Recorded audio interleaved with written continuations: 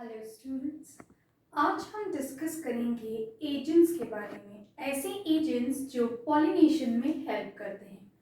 Agents of pollination से हम क्या समझते हैं?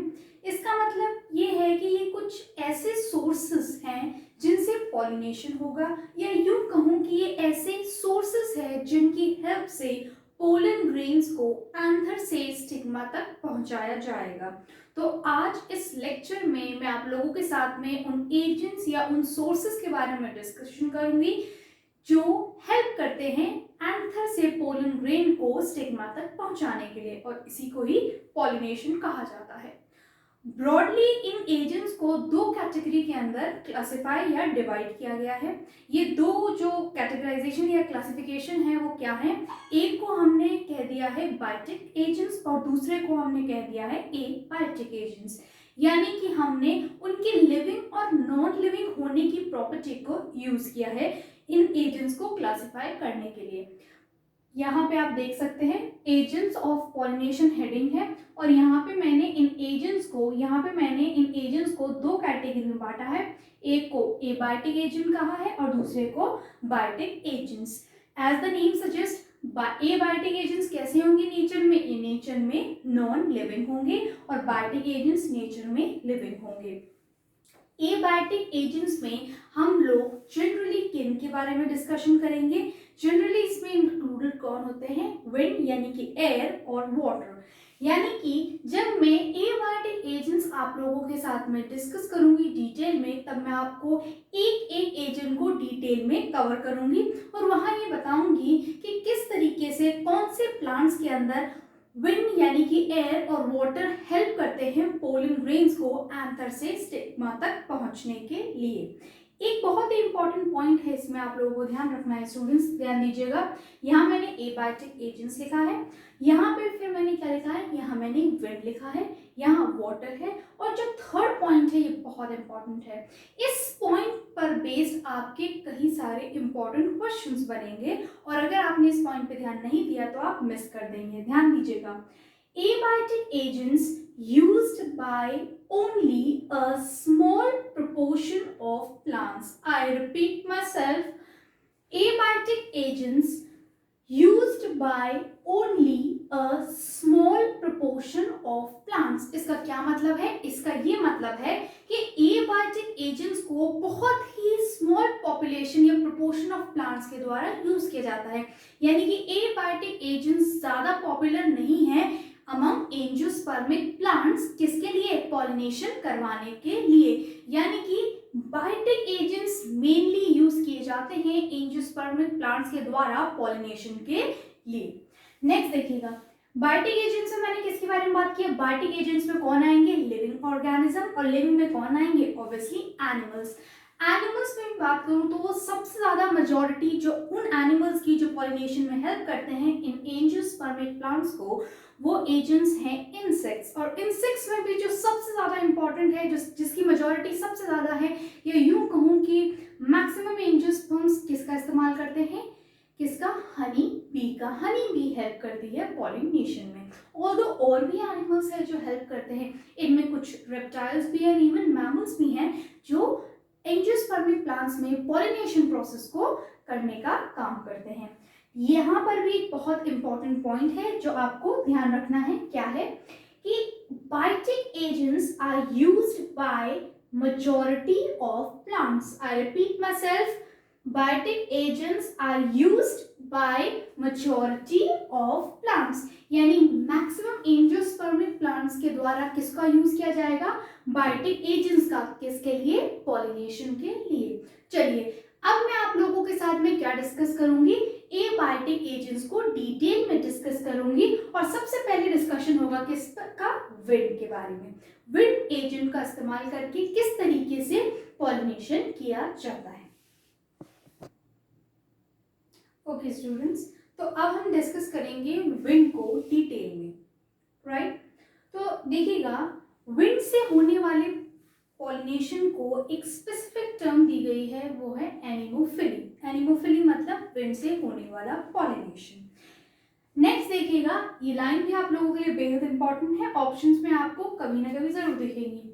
देखिएगा, most common among abiotic pollinations. I repeat, wind is most common among abiotic pollination.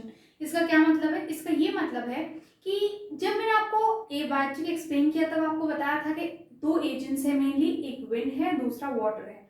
तो विंड और वाटर में मोस्ट कॉमन कौन सा है? विंड। तो विंड ज्यादातर प्लांट्स के द्वारा यूज किया जाता है। कौन से प्लांट? जो कि एबायोटिक एजेंट्स का यूज करते हैं फॉर पॉलिनेशन। नेक्स्ट देखिएगा, अब हम डिस्कस करेंगे कैरेक्टरिस्टिक्स के बारे में। ये वो कैरेक्टरिस्टिक्स हैं जो उन फ्लावर्स में एग्जिस्ट करते हैं, या यूं कहूं कि ये ऐसे कैरेक्टरिस्टिक्स हैं जो उन एंजियोस्पर्मिक प्लांट्स के फ्लावर्स में एग्जिस्ट करते हैं जो विंड पॉलिनेशन का इस्तेमाल करते हैं, राइट। तो अब मैं आप लोगों के साथ में डिस्कस करूंगी उन एंजियोस्पर्मिक प्लांट्स के फ्लावर्स के कैरेक्टरिस्टिक्स जो कि विंड पॉलिनेशन का यूज करते हैं। तो इन फ्लावर्स के अंदर, इन एंजियोस्पर्मिक फ्लावर्स के अंदर, इन एंजियोस्पर्मिक प्लांट्स के फ्लावर्स के अंदर जो ये स्पेशल कैरेक्टरिस्टिक्स हैं, ये हेल्प करते हैं इन फ्लावर्स को विंड के द्वारा पॉलिनेट होने के लिए। तो ऑब्वियसली आपको ये पहले से दिमाग में रखना है कि ये कैरेक्टर्स ऐसे हैं या इस सीक्वेंस में है या इस कोऑर्डिनेशन में है ताकि वो विंड के साथ में या विंड की मदद से, हवा की या एयर की मदद से पॉलिनेशन कर सके। देखिएगा, सबसे पहला कैरेक्टर क्या है? इन फ्लावर्स के अंदर जो पोलन ग्रेन्स होते हैं वो लाइट होते हैं और नॉन स्टिकी होते हैं, यानी कि वो बेहद हल्के होंगे और चिपचिपे नहीं होंगे। तो इस वजह से क्या होगा? इस वजह से ये पोलन ग्रेन इजीली हवा में उड़ सकते हैं, यानी कि फ्लाई कर सकते हैं।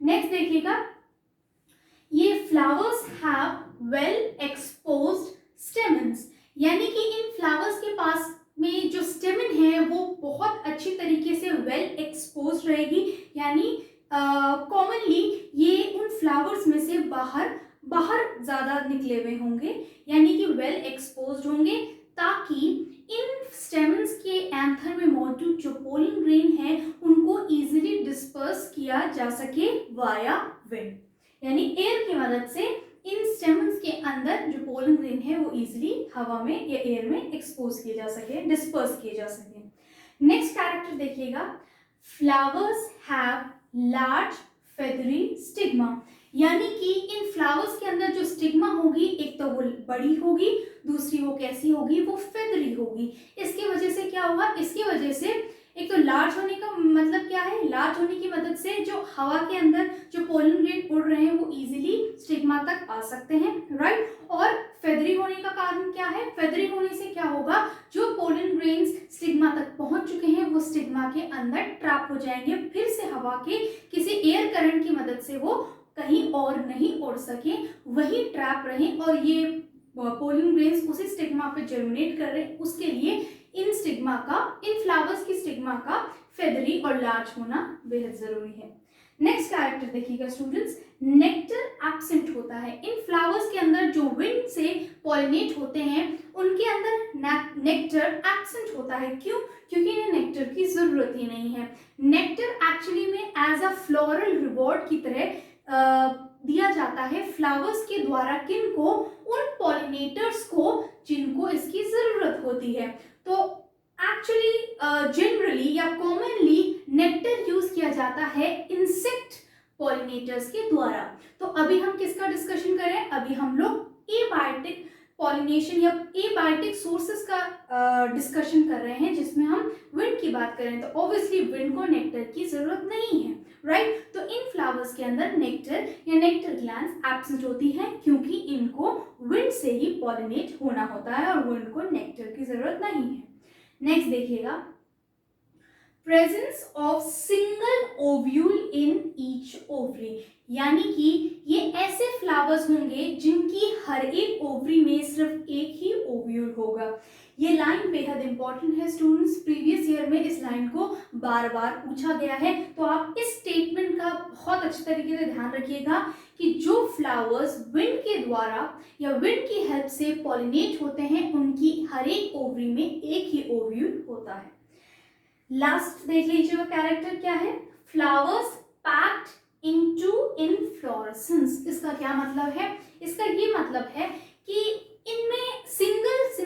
फ्लावर्स एग्जिस्ट नहीं करते हैं। इनफैक्ट कई सारे फ्लावर्स कॉम्पैक्टली अरेंज रहते हैं, या यूं कहें कि कई सारे फ्लावर्स मिलके इन्फ्लोरेसेंस का फॉर्मेशन करते हैं। तो जनरली जो एंजियोस्पर्मिक प्लांट्स विंड पॉलिनेशन का इस्तेमाल करते हैं उनके अंदर इन्फ्लोरेसेंस या कॉम्पैक्टली अरेंज फ्लावर्स देखे जाते हैं। तो ये सारे कैरेक्टर्स क्या हुए स्टूडेंट्स? ये सारे कैरेक्टर्स क्या हुए स्टूडेंट्स? ये सारे कैरेक्टर्स है किन के? ये सारे कैरेक्टर्स है उन फ्लावर्स के जो कि विंड पॉलिनेशन का या विंड का यूज करते हैं पॉलिनेशन के लिए। चलिए अब मैं आप लोगों के साथ में क्या डिस्कस करूंगी? अब मैं आप लोगों के साथ में एग्जांपल्स डिस्कस करूंगी, उन एंजियोस्पर्मिक प्लांट्स के बारे में डिस्कस करूंगी जो विंड पॉलिनेशन का इस्तेमाल करते हैं। चलिए देखिएगा स्टूडेंट्स, ये कुछ बेहद इंपॉर्टेंट एग्जाम्पल्स हैं जो बार बार आपसे नीट में पूछे जाते हैं। तो ये एग्जाम्पल, कम से कम ये एग्जाम्पल्स आपको विंड पॉलिनेटेड प्लांट्स के बारे में याद रखना बेहद जरूरी है। ध्यान दीजिएगा। सबसे पहला क्या है? It is quite common in grasses. बहुत बार पूछा जाता है, ध्यान रखिएगा। ग्रासेस के अंदर क्वाइट कॉमन कौन सा पॉलिनेशन है? विंड। यानी कि ग्रास के अंदर मेनली क्या किया जाता है? ग्रास विंड का हेल्प करते हैं, विंड का यूज करते हैं पॉलिनेशन के लिए। नेक्स्ट देखिएगा, maize, wheat, sugar cane and bamboo. और रिपीट माई सेल्फ, आपको विंड पॉलिनेशन में कौन से प्लांट्स का याद रखना है?